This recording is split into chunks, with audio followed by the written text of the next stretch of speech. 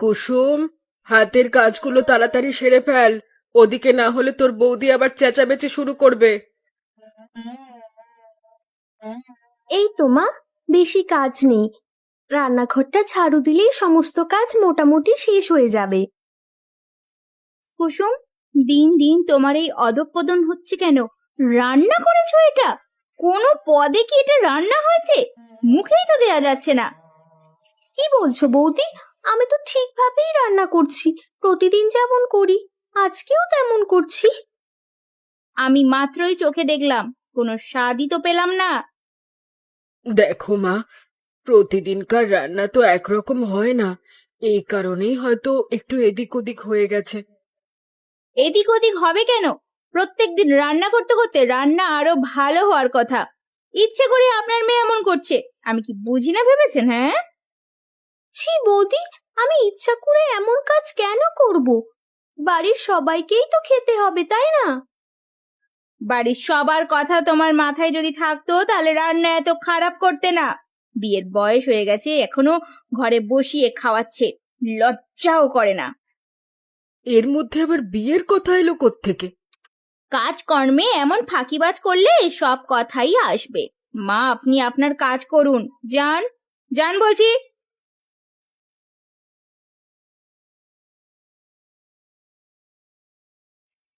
কি রে গোপাল, তুই এই সন্ধেবেলাতে এত কাজ করে এসে পান্তা ভাত খেতে বসে গেলি? কি আর করব কাকা, প্রচন্ড ক্ষুধা পেয়েছিল, আর রান্না করবার মতো কেউ নেই, তাই পান্তা ভাত ছিল, পান্তা ভাত খেয়ে নিলাম। এভাবে আর কতদিন চালাবি তুই? সারাদিন এত কষ্ট করে এই কটা পান্তা ভাত খেয়ে পেট ভরে, তুই কি কিছু বুঝিস না?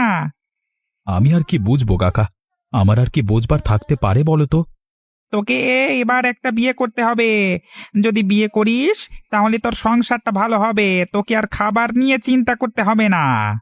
কি যে বলো না কাকা, এই গ্রামের প্রত্যেকটা মানুষ জানে আমি কত গরিব, কেউ আমার কাছে তার মেয়ের বিয়ে দেবে না। কেন দেবে না? তুই ছেলেটা ভালো পরিশ্রমী, আর বউ হয়ে আসবে যে, তাকে তুই কোনোদিন কষ্ট দিবি না। হ্যাঁ, আজকাল টাকা পয়সাই সব, কোনো মেয়ে কেন এই অভাবের ঘরে বউ হয়ে আসবে বলো তো? এসব ভেবে ভেবে মিথ্যে স্বপ্ন দেখে লাভ নেই। এইভাবে আশা ভরসা সব ছেড়ে দিস নে। দেখবি এমন একদিন আসবে, তোর ঘর আলো করে এক সুন্দরী বউ আসবে। হ্যাঁ, তোমার কথা সত্যি হলে মন্দ হবে না, আবার সত্যি না হলেও মন্দ হবে না। তুমি বসো, আর কটা ভাত আছে, খাবে? না রে, আমি একটু আগেই খেয়েছি। তুই তাহলে ভাত খা, আমি চললাম।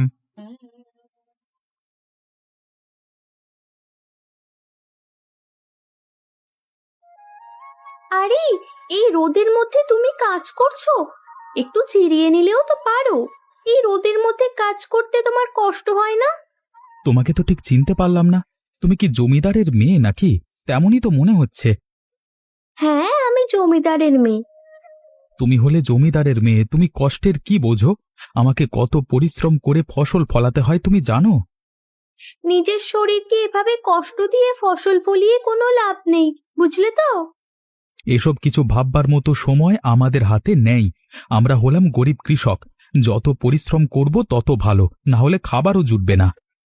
পরিশ্রম করার জন্য আগে শরীরকে ঠিক রাখতে হয়। যাও, তুমি গিয়ে বিশ্রাম করো। আমি বিশ্রাম করলে আমার কাজ তুমি করে দেবে নাকি? যদি আমি এই কাজ করতে পারতাম তাহলে অবশ্যই করে দিতাম, সমস্যা হতো না। এমনিতেও বাড়িতে আমি অনেক কাজ করি। তোমাকে বাড়িতেও কাজ করতে হয়? আরে আমরা তো জানি জমিদারের বাড়িতে গোটা দশেক কাজের লোক এমনিতেই থাকে। তোমার ভাবনা ভুল। বাড়ির সমস্ত কাজ আমাকে আর মাকেই করতে হয়। আমাদের বাড়িতে কোনো কাজের লোক নেই। তাহলে আর গরিব বড় লোকের মধ্যে পার্থক্য রইল কোথায়? আমরাও পরিশ্রম করি, তোমরাও পরিশ্রম করো। আমরা পরিশ্রম করি নিজেকে বিশ্রাম দিয়ে, আর তোমরা নিজেকে বিশ্রাম দিয়ে পরিশ্রম করো না। সেসব কথা বলে লাভ নেই, আমাদের এখন মাথায় ওসব ঢুকবে না। হ্যাঁ, তাহলে আর কি করার, কাজ করো ভালোভাবে। রে কুসুম, কিছু বলবি নাকি? এভাবে এসে দাঁড়িয়ে আছিস যে? হ্যাঁ বাবা, তোমার সাথে জরুরি কিছু কথা ছিল, সেই কথাই বলতে এসেছি। কিন্তু কিভাবে যে বলবো। তা বল না, এভাবে আমতা আমতা করবার কি আছে? বলি ফেল, কিছু হবে না। বলছিলাম বাবা, আমার একটা ছেলেকে পছন্দ হয়েছে। আমি ওই ছেলেটাকে বিয়ে করতে চাই। সেই ব্যাপারেই তোমার সাথে একটু কথা বলতে এসেছি। তা ভালো, কিন্তু ছেলে কোথায় থাকে? নাম কি, বংশ পরিচয় কি? বংশ পরিচয় বলতে ও হলো এক দরিদ্র কৃষক। তুমি হয়তো চিনবে, আমাদের গ্রামের কৃষক গোপাল। কি বললি তুই? আমার মেয়ে হয়ে তুই একটা জমিদারের হয়ে ওই গরিব কৃষককে বিয়ে করতে চাস? আমার মান সম্মানের কথা একবারও ভাবলি না তুই? দেখো বাবা, বংশ পরিচয় টাকা পয়সা দিয়ে সবকিছু হয় না। ও একজন সৎ এবং পরিশ্রমী মানুষ। ওকে আমার ভালো লেগেছে, তাই আমি ওকেই বিয়ে করতে চাই। আমি তোকে ওর সাথে কোনো দিন মেনে নেব না। ওর কথা তুই মাথা থেকে ঝেড়ে ফেল। আমি তোমাকে সিদ্ধান্ত জানিয়ে দিয়েছি, আমি বিয়ে করলে ওকেই করব। তুমি যদি না মেনে নাও, তাহলে আমি এই বাড়ি ছেড়ে চলে যাব।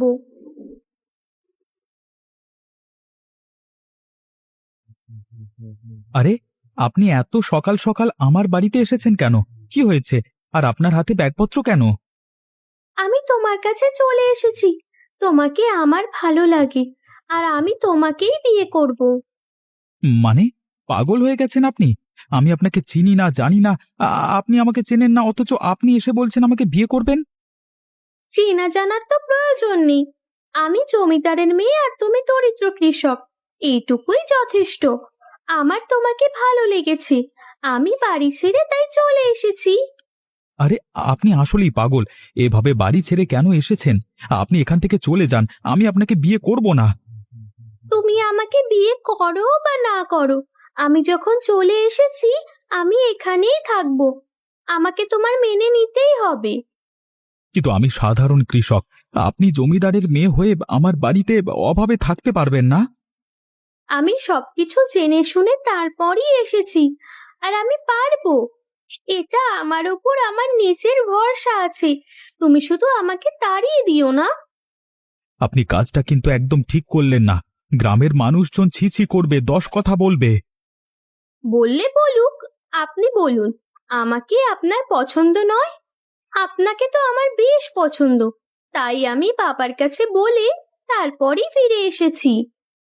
ঠিক আছে, বোঝা গেল আপনি আমার কোনো কথাই শুনবেন না।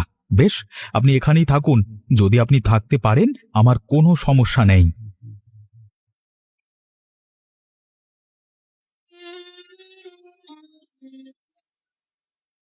বাবা গো, উফ, জমিদারের মেয়ে হয়েও এই ভাঙা বাড়িতে থাকতে তো লজ্জা লাগে না কুসুম? আরে বৌদি, তুমি কখন এলে? এসো এসো, বসো। ওগো, দেখো আমার বৌদি এসেছে। আমি এখানে বসতে আসিনি। তুই ভাবলি কি করে, হ্যাঁ? কিভাবে এই গরিব ঘরে এসে আমি বসবো? আমি জমিদার বাড়ির বউ। তুমি এভাবে কথা বলছো কেন বৌদি?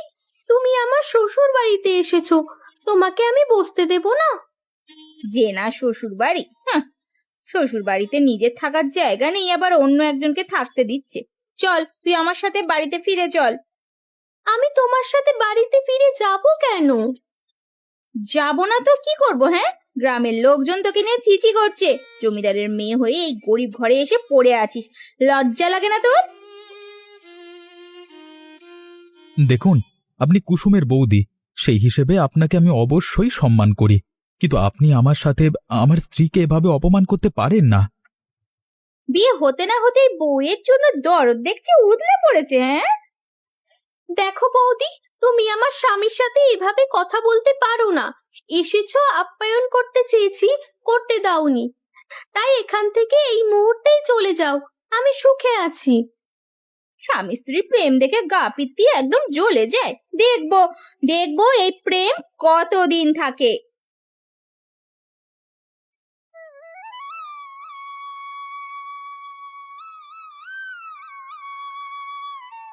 আরে, তুমি কাজ থেকে ফিরে এসেই আবার কাজ করতে লেগে পড়লে। চলো, হাত মুখ ধুয়ে এসো। আমি তোমার জন্য রান্না করেছি, গরম গরম ভাত খাবে তো? বাবা গো বাবা, আগে কাজ থেকে ফিরে বাসি পচা পান্তা ভাত খেতে হতো, আর এখন রোজ রোজ গরম ভাত খেতে পারছি। না, আমারই কপাল। এতই যখন গরম ভাত খাওয়ার শখ, তাহলে গরম ভাত খাওয়ার জন্য হলেও প্রথমে আমাকেই মেনে নেওয়া উচিত ছিল তোমার। আরে বাবা, তখন তো আমি বুঝতে পারিনি তুমি জমিদারের মেয়ে হয়ে আমার এই অভাবের ঘরে থাকবে কিভাবে। থাকবো না কিভাবে? এই যে দেখো, আমাদের ঘর আমি কত সুন্দর করে সাজিয়েছি। ধীরে ধীরে তুমি আর আমি মিলে আমাদের ঘরটাকে আরো সুন্দর করে সাজাবো। ঠিক আছে ঠিক আছে, তুমি আমার সাথে থাকলে সবকিছুই সম্ভব। আমরা দুজনে একসাথে আমাদের সংসারটা সাজাবো। যে যাই বলুক না কেন, আমরা কারোর কথা শুনবো না। তাহলে যাও, হাত মুখ ধুয়ে এসো। আমি তোমার জন্য খাবার বাড়ছি।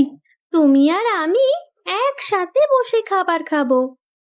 কিন্তু একটা কথা কুসুম, আমার বড্ড ভয় হয়। তোমার বাবা তো আমাদের সম্পর্কটা মেনে নেয়নি, কখন যে কি করে ফেলে কে জানে। সেসব নিয়ে তোমাকে এত ভাবতে হবে না। আমি যখন এসেছি, আমি সব ঠিক করব। তুমি শুধু আমার পাশে থেকো। এখন যাও, কথা বাড়িও না।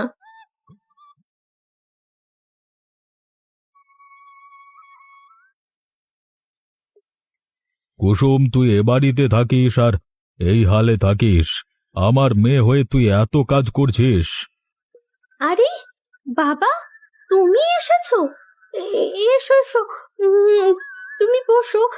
কিন্তু কিন্তু কোথায় যে বসতে দেবো তোমাকে? আগে বল, তুই এ বাড়িতেই থাকিস? এই ছোট্ট ভাঙা বাড়িতে থাকতে তোর কষ্ট হয় না? তুই আমার সাথে ফিরে চল। কুসুম, কুসুম, কোথায় গেলে তুমি? দেখো আমি এসেছি। আরে জমিদার বাবু, আপনি এখানে? আমার মতো গরিব বাড়িতে আপনি? আরে কুসুম, তুমি দাঁড়িয়ে আছো কেন? জমিদার বাবুকে বসবার জন্য কিছু দাও। আচ্ছা দাঁড়াও, আমি দিচ্ছি। বসুন জমিদার বাবু, কিছু মনে করবেন না, চেয়ারটা একদম পরিষ্কার আছে। তাহলে তুমি সেই গোপাল যার জন্য আমার মেয়ে বাড়ি ছেড়েছিল? হ্যাঁ জমিদার বাবু, তবে বিশ্বাস করুন, আমি আপনার মেয়েকে বাড়ি ছাড়তে বলিনি। আমি জানি আমার মেয়ে নিজে থেকেই চলে এসেছে। যাই হোক, তুই এখানে সুখে আছিস? হ্যাঁ বাবা, এটা শুধুমাত্র আমার সংসার। আমি নিজের হাতে সব সাজিয়ে গুছিয়ে নিচ্ছি। কুসুম, তুমি দাঁড়িয়ে আছো কেন? বাবাকে কিছু খেতে দাও। বাবা এসেছেন, খালি মুখে বসে থাকবেন নাকি?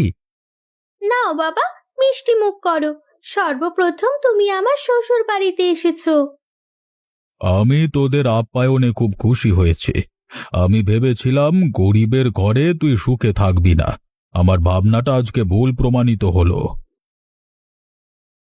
এই দিনও দেখতে হলো একটা চাষার সাথে বসে আজকে খাবার খেতে হবে। বাবা, আপনি যে কি করেন না! দেখো, আজকে সর্বপ্রথম আমার মেয়ে এবং আমার মেয়ের জামাই আমার বাড়িতে আসছে, তাই আমি চাই না আমার মেয়ের জামাইয়ের কোনো অপমান হোক।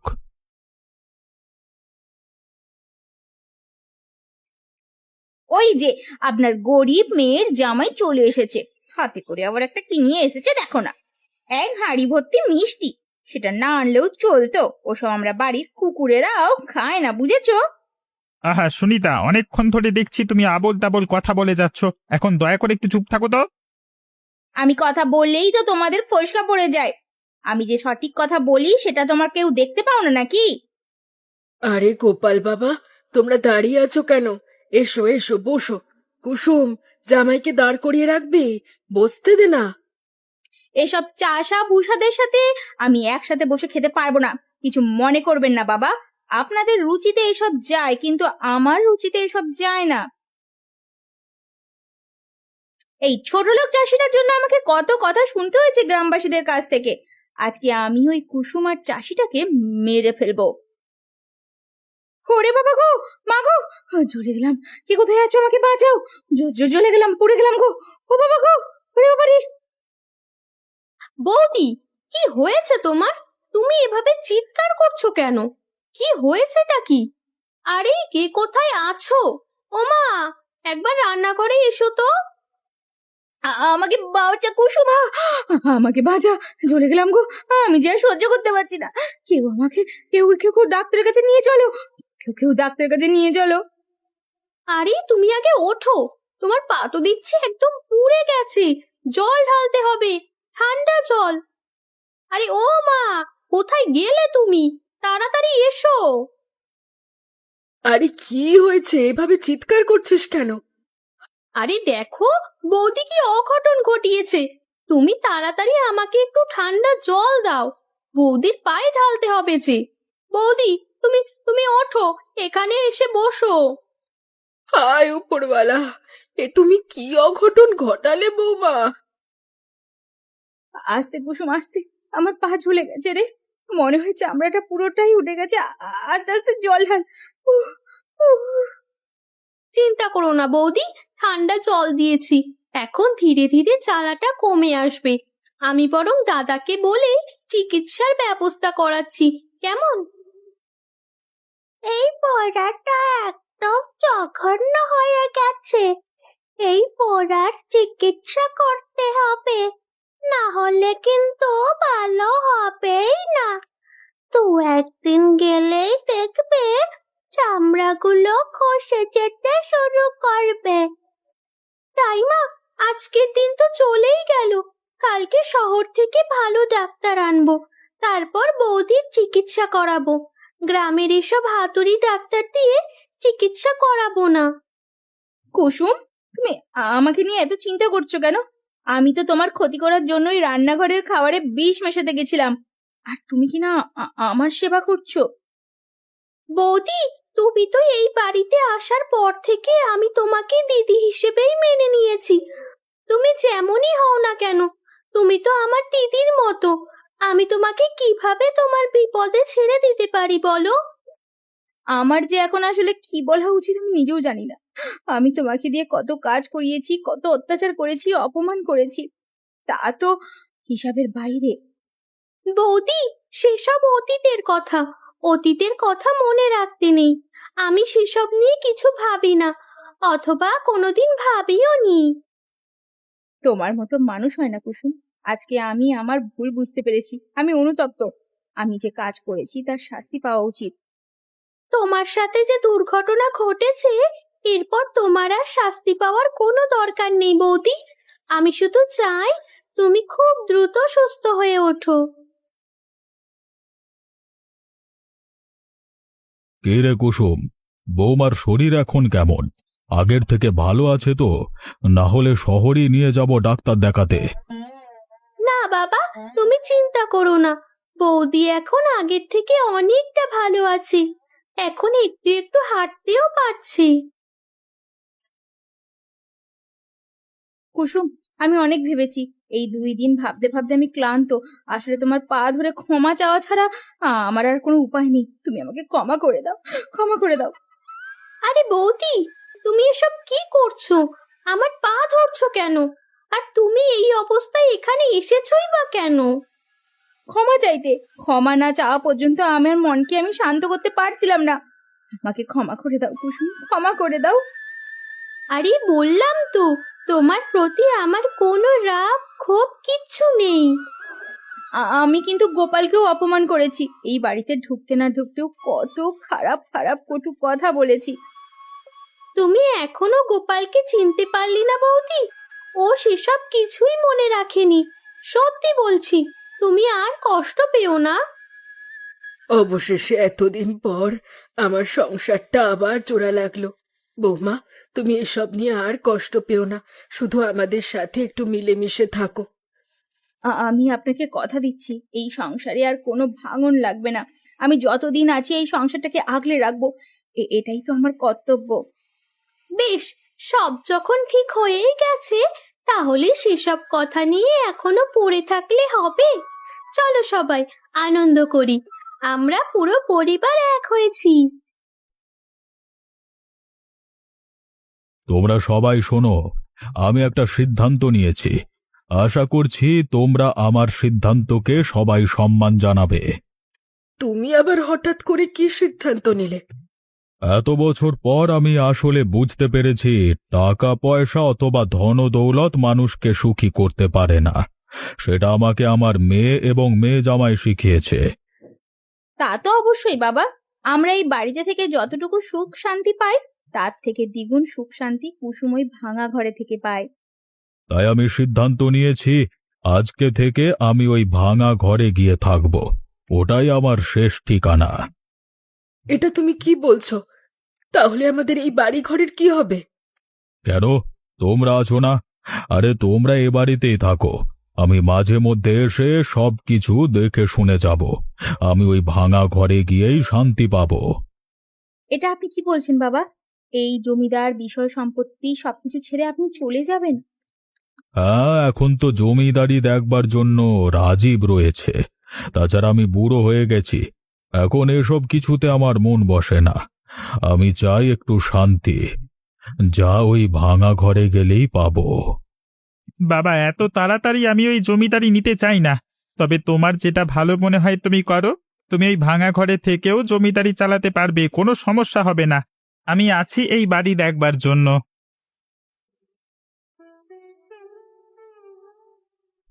কি রে গোপাল, একদিন তোকে বলেছিলাম না খুব সুন্দরী একটা মেয়ে তোর ঘরের বউ হয়ে আসবে?